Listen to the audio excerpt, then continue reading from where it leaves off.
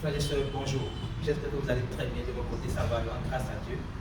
Aujourd'hui, nous allons continuer dans notre enseignement sur le fait est-ce qu'un chrétien peut aller à l'hôpital. Nous avons vu que le chrétien doit aller à l'hôpital, mais en sachant que c'est Christ qui guérit et que les médecins soignent. Aujourd'hui, nous allons traiter de la question de maladie incurable. Maladie incurable. Nous savons, lorsque qui sommes en Christ, nous qui avons cru que Jésus est mort pour nos péchés, enseveli et ressuscité, que Jésus nous a donné la guérison au travers de l'œuvre accomplie à la croix. Nous savons que par les meurtrissures de Jésus-Christ, nous avons été guéris. Pas que nous serons guéris, mais nous avons été guéris. Donc notre héritage en Christ, c'est la santé surnaturelle, c'est la guérison divine. Alors si cela est compris, nous allons voir maintenant ce qu'on appelle maladie incurable. Est-ce que cela nous concerne?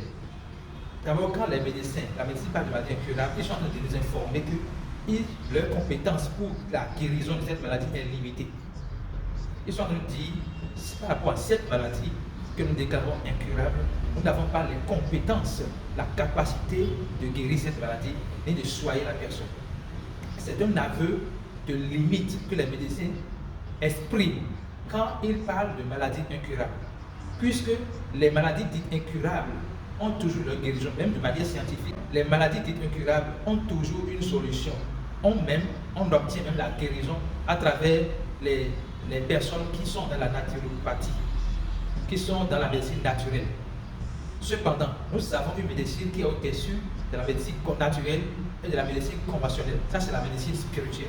Et pour ce qui concerne le croyant, les maladies incurables n'ont pas d'autorité sur le croyant. Pourquoi? Parce que Jésus-Christ a vaincu la mort pour nous. Et au travers de sa victoire sur la mort, il a vaincu toutes les maladies, quel qu'en soit leur nom. Alors, on va voir un récit de la Bible où la médecine a montré ses limites et Christ a démontré que cette maladie peut être guérie et l'a même guérie. On va lire dans Marc 5, versets 25 à 31. On peut ne pas tout lire. Il y avait une femme qui avait des pertes de sang depuis 12 ans. 12 ans de perte de sang. Elle avait été chez de nombreux médecins dont le traitement l'avait fait beaucoup souffrir. Mais elle y avait dépensé tout son argent. Mais cela n'avait servi à rien. Au contraire, elle allait de plus mal. Elle avait entendu parler de Jésus. Elle vint dans la foule, derrière lui, et toucha son vêtement. Car elle se disait en elle, si je touche au moins ses vêtements, je serai guérie. Sa perte de sang s'arrêta aussitôt et elle se sentit guérie de son mal. Au même instant, Jésus se rendit compte qu'une force était sortie de lui. Il se tourna au milieu de la foule et demanda qui a touché mes vêtements. Ses disciples dirent, tu vois que la foule te presse de tous les côtés et tu demandes encore qui m'a touché. La suite du verset fait savoir que la femme a fait son aveu en disant que c'est elle qui l'a touché et donc a reçu la guérison. Qu'est-ce qu'on peut noter dans ce verset? La femme croyait quand même, malgré les limites de la médecine, malgré le fait que les médecins n'ont pas pu le guérir, malgré le fait qu'il a dépensé toute sa fortune pour recevoir la guérison de cette maladie, elle croit quand même qu'il y a toujours une possibilité de recevoir la guérison. Et quand on dit qu'elle a entendu parler de Jésus, sous quel angle elle a entendu parler de Jésus? Elle a entendu parler de Jésus comme Messie, comme le Christ, celui qui devrait venir sur la terre, mourir pour nos péchés, enseveli et ressuscité, et qui par son œuvre accomplie à la croix engloutit la mort et les maladies. Donc, elle avait entendu parler de Jésus qui avait l'autorité sur tout, y compris sa maladie. Donc, ensuite, elle se disait, je vais juste toucher son bord de vêtement et je vais recevoir la guérison. Alors, si vous souffrez d'une maladie incurable, dite incurable, je préfère dire, si vous souffrez d'une maladie dite incurable, notez que ce n'est pas la fin.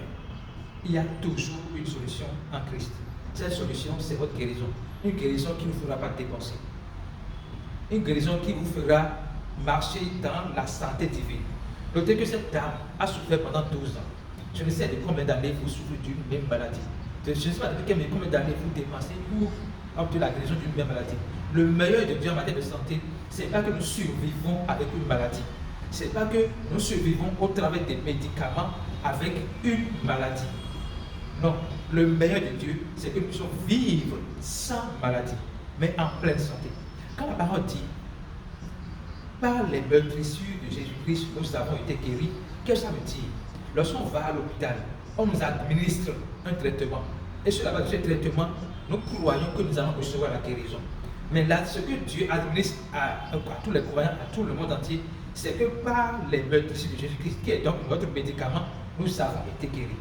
Jésus a payé le prix pour que vous soyez en bonne santé, pour que vous rayiez la santé. Donc, lorsque vous allez à l'hôpital, et le médecin détecte une maladie dite incurable, dites en votre cœur, cette maladie peut être guérie par Jésus-Christ. Cette maladie a une solution en Jésus-Christ. Et lorsque vous comprenez cela, vous pouvez maintenant décider réorganiser votre vie de manière à recevoir cette guérison de manière progressive ou instantanée. Cela dépendra de comment vous avez exercé votre foi dans la guérison de Dieu. Je suppose que le médecin vous a soumis à un traitement médicamenteux à vie. Vous avez le choix entre rester esclave des médicaments à vie ou en être complètement affranchi. La parole fait savoir que c'est pour la liberté que Christ vous a affranchi. Alors si vous voyez que dans un domaine de votre vie, surtout dans le domaine de la santé, que vous êtes esclave quelque part, vous devez réfléchir et dire à Dieu, c'est pour la liberté que tu m'as affranchi.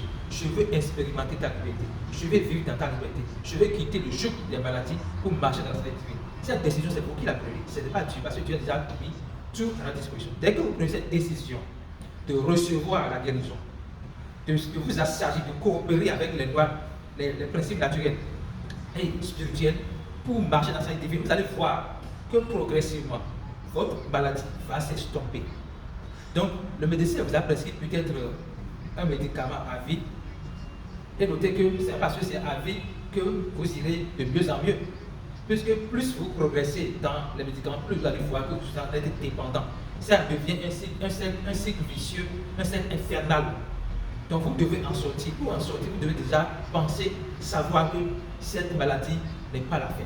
Vous devez non pas survivre avec la maladie, mais vivre sans la maladie. Et c'est une décision radicale que vous prenez. Et cela ne veut pas dire que vous arrêtez les médicaments. Non, vous commencez maintenant par prendre le médicament de Christ tous les jours de votre vie. On dit, par les meurtrissures de Jésus-Christ, vous avez été guéri. Vous pouvez confesser cela tous les jours, tous les instants de votre vie. C'est votre médicament. Déclarez cela, affirmez cela, et vous allez voir qu'à force de l'affirmer, vous allez voir que vous allez mieux vous sentir et vous n'aurez plus forcément besoin de médicaments, mais dans le temps.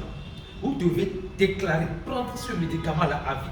Entre choisir de vivre avec maladie à vie et de marcher, de vivre sans maladie à vie, vous devez faire le choix. Et si vous choisissez de vivre sans la maladie, vous devez déclarer tous les jours la guérison et petit à petit, vous allez voir cela se manifester. Maintenant, dans le domaine naturel, vous devez également décider de coopérer avec les principes naturels et spirituels pour entretenir la santé que Dieu vous a déjà donnée. Entretenir la santé que Dieu vous a déjà donnée. Cela veut dire quoi? Il y a des choses qui ne sont pas bonnes pour votre santé. S'il y a des produits que vous prenez qui n'arrangent pas votre santé, vous devez décider d'arrêter avec ces produits.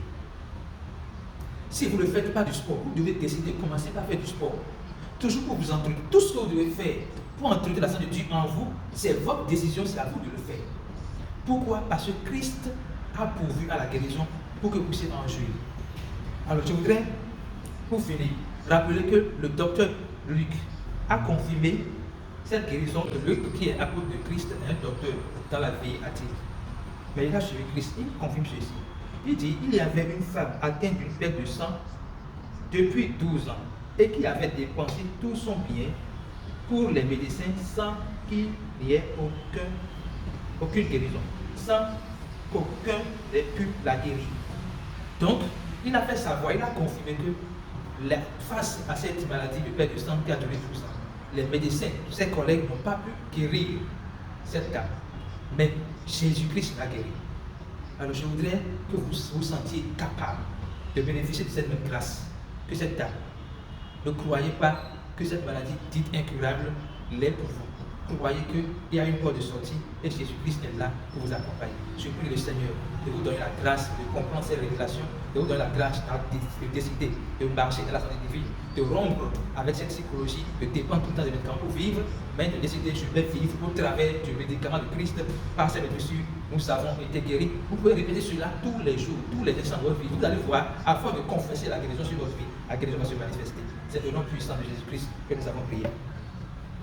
Amen.